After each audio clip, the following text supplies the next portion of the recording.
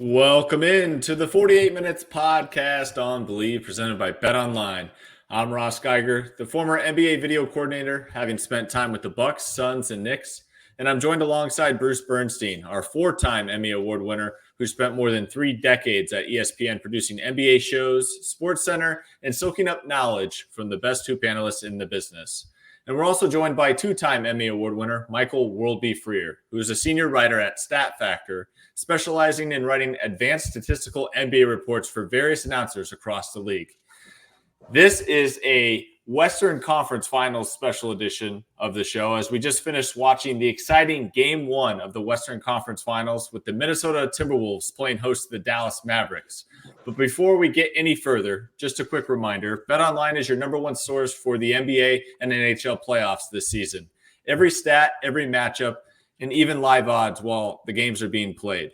When the game's over, head on over to our online casino and get in on the game of blackjack or poker, or unwind with one of our over 150 slot games. Head to the website today to get in on the action. Don't forget to use our promo code BLEAV, that is BLEAV, for your 50% welcome bonus on your first deposit. Bet Online. The game starts here. And let's start with this here. Dallas wins Game 1, 108-105, in a tightly contested matchup, which featured 14 lead changes in the game, with 9 of those changes coming in the second half. World B, I'll start with you. I mean, with this game, it wasn't just lead changes, but it was role changes that we saw throughout this one, wasn't it? Yeah, absolutely. It was really a tight game throughout. Neither team led by double digits.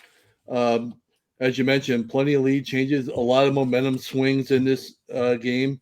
And I mean, I mentioned to you guys before we came on the air, it's very simplistic. It wasn't the ultimate decider, but Dallas, with their two-headed monster, two best closers in the game, they open. Kyrie opens the game with 13 points in the first quarter, and Luka takes him home with 15 in the fourth.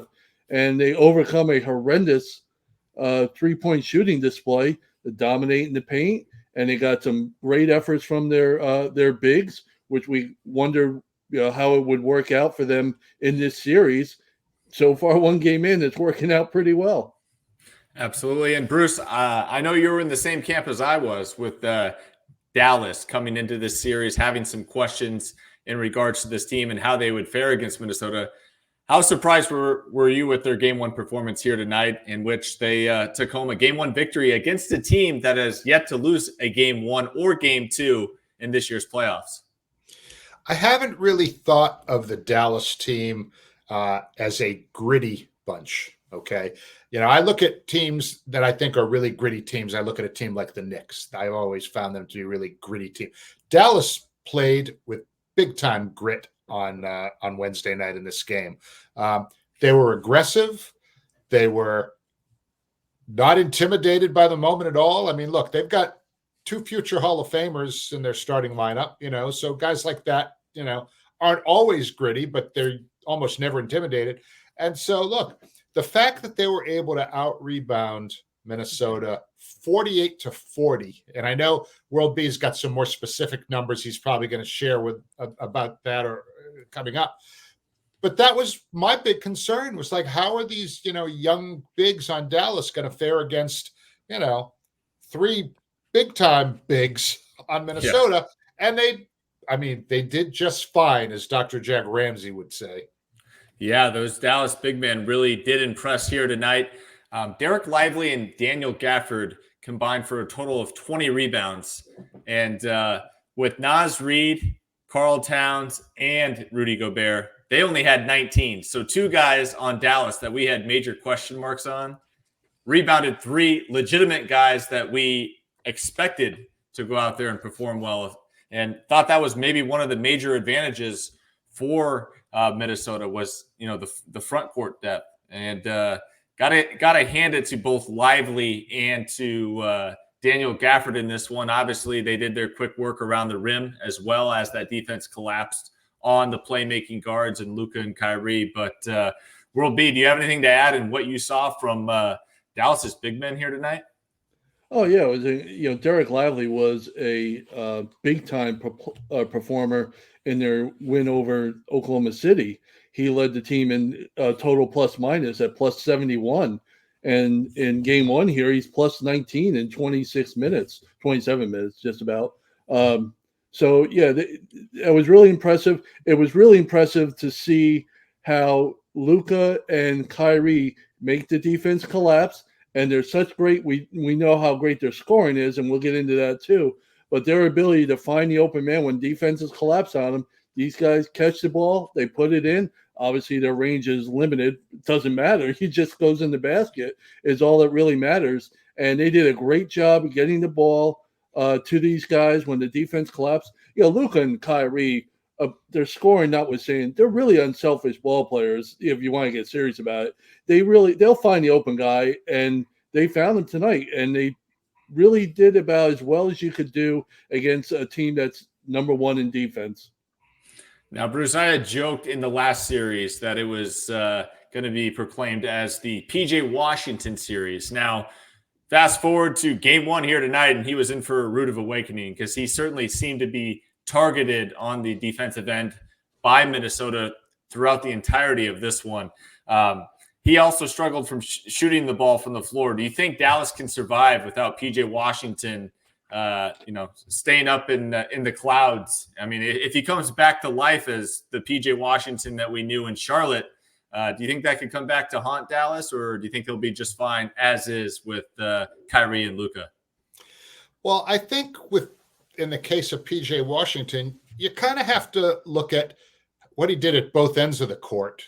He spent a good deal of the game guarding Anthony Edwards, who had a subpar game. So you're going to have to give PJ credit for, some of that at least. And look, he shot 4 out of 10 from the floor. That's not horrendous. It's not like he shot, 2 out of 10.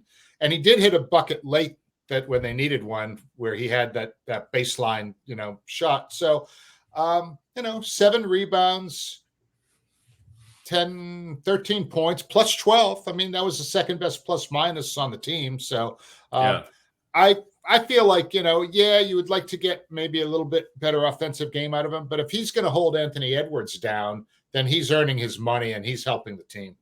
Yeah, great point. We were talking about really giving him a hard time watching the game earlier tonight because along with Anthony Edwards, he got saddled with guarding Towns for a lot of the game as well. And Towns, when he had his best moments, he was really taking control of PJ Washington defensively. But as Bruce mentioned, he 1 for 7 on threes through 3 quarters, and he hits maybe the biggest bucket of the game for Dallas with that corner 3 that put him up by 4, I believe, at that point, and really put the pressure on Minnesota. So, yeah, we gave him a hard time, but because I joked it, with you guys that he was looking like Charlotte PJ Washington. That can't be good for anybody. And then he just, like he did in the last series, put it right in my face when he had the big free throws at the end to clinch the game against Oklahoma City in Game 6, and he comes up with a very important basket tonight. Yeah, and speaking of offensive struggles, let's talk a little bit about Anthony Edwards, and probably should be given a lot of credit to Dallas's defense, which it did include PJ Washington, like you said there, Bruce.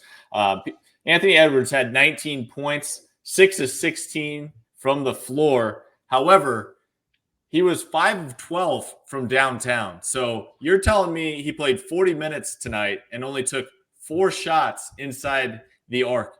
That just can't happen moving forward, if you ask me. We need to see a much more aggressive Anthony Edwards. And to go along with that, Anthony Edwards only got to the foul line once. He was a perfect 2 of 2 from the foul line. There was a huge free throw differential in tonight's game between Dallas and Minnesota. And so I ask you this, Bruce. I mean, how much of that do you credit Dallas's game plan on how they were going to attack Anthony Edwards defensively? Well, I mean, 5 out of 12 from downtown is actually a pretty good percentage. I mean, that's like 41, 42%. But, I look at it like this. If Jaden McDaniels is your leading scorer in the game, which he was on Wednesday night, you're not that's the wrong formula for Minnesota. I mean, you need Anthony Edwards to be your hired gun there. And so, yes, he's going to have to figure it out. I mean, look, this is we know, Ross, you know this better than anybody else. Coaching makes all the difference in the playoffs because everybody's good. They're going to have to figure out a way to unlock things for him a little bit moving forward. Because guess what? Game 2 is a must-win game for Minnesota. They can't lose game 2. They can't be down 0-2 at home. It's just not going to work. So he needs to, they need to figure out a way to unlock him. Maybe they got to run some things or whatever. But, that's not what you need from him. Yeah. By the way, Minnesota's lost 3 in a row at home now. You go back to the last series. Denver went into Minnesota and beat them twice when they had a 2-0 lead on the road. So, yeah, you don't want to go down 2-0. I totally agree. But their performance at home is not the all-time shocker based on what we've seen lately. No, and that's a great point there because obviously, Minnesota had to face some adversity in that series last just on Sunday, trying to win two straight games against the Denver Nuggets there. But as far as Jaden McDaniels, 24 points, got off to a scorching start. I believe he had like 16 points at halftime. 19 points at halftime, excuse me. And another unusual suspect that Minnesota got a huge lift from was Kyle Anderson, who had 11 points. Most of that coming in the first half here. Yeah, all of it in the first half. Yeah. Slow-mo really helping him out there. But I just want to ask you this because I think Bruce raised a great point and concern here. I mean, as nice as that was to see earlier on, do you think that affected, maybe Anthony Edwards kind of finding a rhythm that he would have needed later in the game in the clutch? Well, I certainly hope it didn't because if you look at the other side, Luka Doncic had 14 points in the half. He had 19 in the second half. He watched Kyrie Irving go crazy in the first half with 24, and it didn't seem to bother Luka when the going got tough. And we're putting Anthony Edwards on the same level as some of these guys. It doesn't matter what these other guys did earlier in the game. If they tail off like they did, only 5 points for Jaden McDaniels in the second half. Kyle Anderson got goose eggs in the second half. And, Karl-Anthony Towns had moments, but really did not have a great overall game. It's on Anthony Edwards. You put it best, Ross. 5 of 12 is solid from 3-point range, but you're not going to get, 40 some odd % shooting every night from him. You need him getting to the line. You need him attacking, and you need him, getting fouled and going to the free throw line the way these other guys do. And that's his game, going to the rim and then working everything else out. And if he can't do that, if you can't get more than 19 points out of him, the series is going to be over. I'm sorry. It just goes to show you how his stature has risen to such a point that he can have a game where he's 2 assists shy of a triple-double, and we're crushing him. Yeah, great point there with that. Welcome to Jason Tatum's world. Well, and welcome to Kyrie's world. Welcome to Luka's world. We want to put him at all NBA level, which is where he is. Moments like this, game 1 at home. Now, this is not what we expected out of him. This is an off night for him. And to Bruce's point, a near triple-double being an off night, how great is that? But we watch him play. He didn't take over that game the way we expected him. We saw Luka take over that game in the fourth quarter. We saw Kyrie try, but he didn't have it in the second half. This is the danger that Dallas possesses on opponents. I have two closers. If one's not getting it done, you can rest assured probably somebody else is. And if both of them aren't, then you have a real good shot. So this is, we're getting on him, but this is his time. We're told that this is the next guy as far as the league goes in terms of stardom in this league. Well, he can't have another game like game 1. He's got to be better.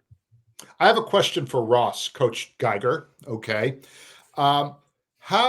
Jason Kidd's done a really outstanding job coaching those guys. I don't think anybody would dispute that. But the dysfunctional situation, and again, it's not because of conflict, but with Chris Finch not in his customary spot and, sitting in the back row, how much of an effect, if any, do you think that's had on, what Minnesota has or hasn't been able to accomplish? I don't know if I can answer for how it's affected what they've been able to accomplish, but I think it's definitely thrown a huge wrench in, the vocal leadership from the sidelines and what Chris Finch might be able to see or get the attention of a guy like Anthony Edwards and maybe potentially avoid him turning the ball over by, yelling something out or calling a different play. I think that those type of things come into the game and what could be factored into Finch having to be behind the bench, unfortunately, due to his injury.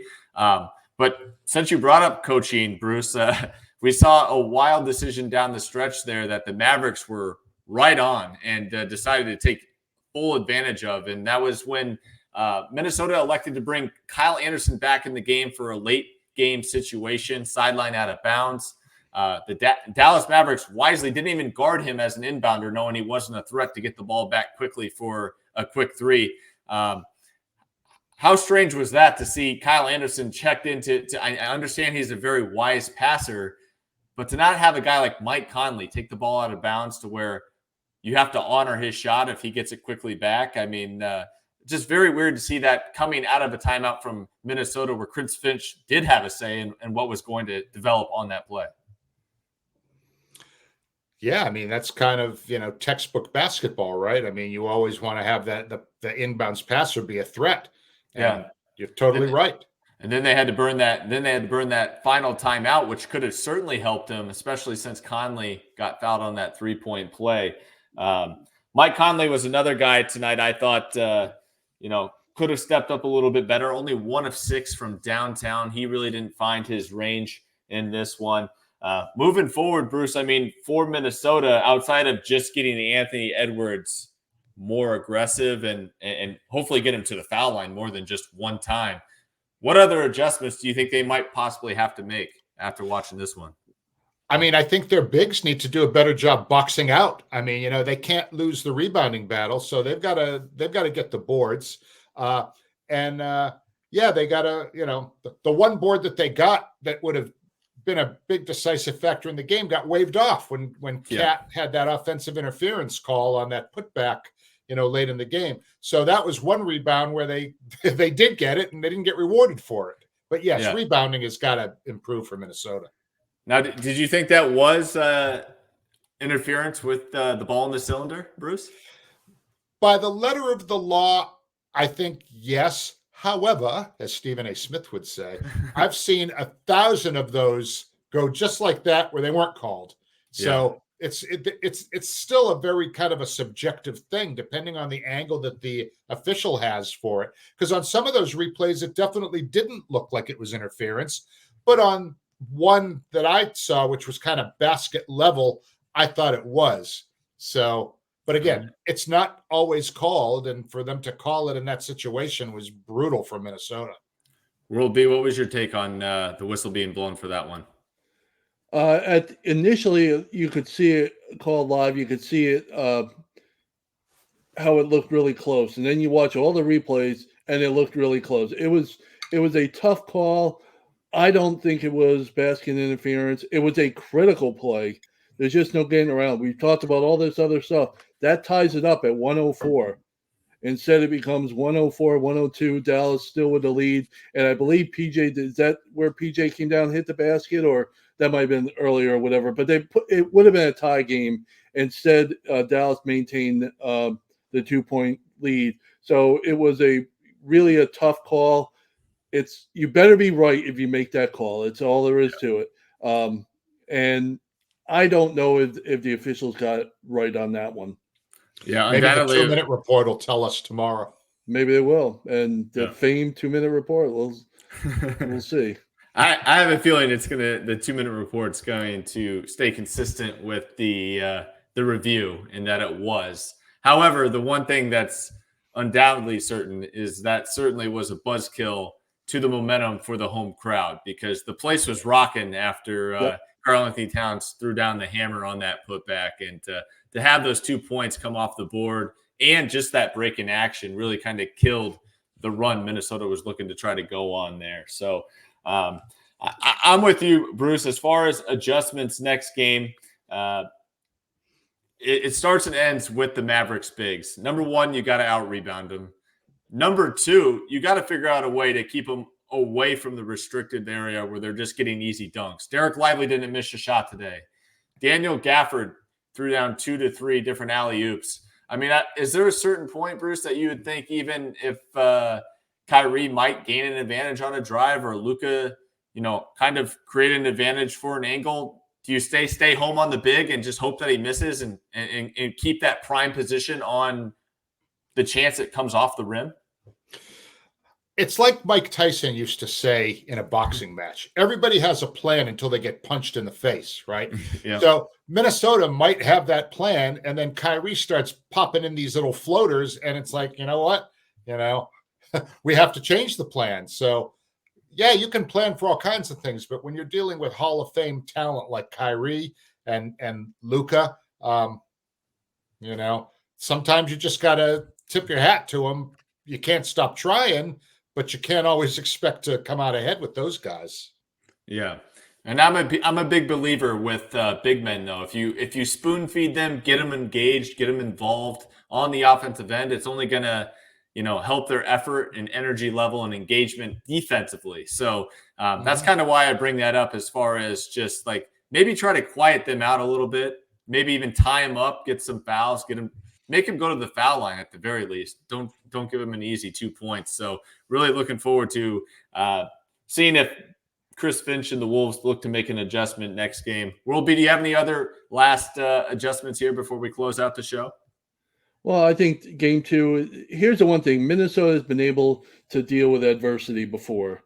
We saw them lose 2 in a row at home to take a 2-0 series lead into a 2-2 series tie, go to Denver, and they blow out Denver. So they can recover from this. They've shown they have the ability to recover. And Dallas has shown that they can win on the road. We obviously have seen that. I think they have 5 road wins in the playoffs now, which is really impressive. Game two for me is all about Anthony Edwards. Are we going to see Anthony Edwards be a superstar? They need his offense. Look at the top 2 guys for the 2 stars for Minnesota, Karl-Anthony Towns and Anthony Edwards, and the 2 stars for Dallas, Kyrie and Luka. Kyrie and Luka they outscored him by almost 30 points combined, 63 to 35. That just you can't have that and expect to win. I think if Anthony Edwards comes back and plays the way we think he's going to play, we're going to have another close game, and I think they can pull it out. So with that said, Bruce, keeping Anthony Edwards' future stock in mind, who do you have winning the series after getting just a game 1 preview of what's to come? Well, if Minnesota can get game 2 and kind of get their mojo back, I'm still going to pick them. But if they get down 0-2, I'm going to have to change my mind and say Dallas. I mean, they're, I don't know what else to say. I mean, it's must win Minnesota game 2. All right. World B? I was very impressed with what I saw from Dallas. And they still have the 2 best closers in the game. I still think it's going to go 7 games. I can absolutely, based on what I've seen tonight, I can see Dallas pulling this series out in 7. I think I had Minnesota in the podcast preview going 7. I'm more than happy to switch it to Dallas after what I saw. These 2 guys are absolutely – they have what nobody else has right now. It's 2 closers, and that includes the Celtics. Yeah, and you've been on the Mavericks all season long, so give you credit there as well. As for me, I'm going to stick with Timberwolves in 6. I think Anthony Edwards will bounce back in game 2, and I think Minnesota can get one in Dallas over the weekend. But big game 2 coming up Friday night. Should be a lot of fun, and looking forward to seeing both the West and Eastern Conference Finals. We've been treated to great game 1s and great series lie ahead in both conferences. So with that will do it for this edition of the 48 Minutes Podcast on Believe, presented by Bet Online. Thanks for tuning in, and we'll be back with you next week to be sure you're up to date in 48 on all things around the association. Take care, everybody.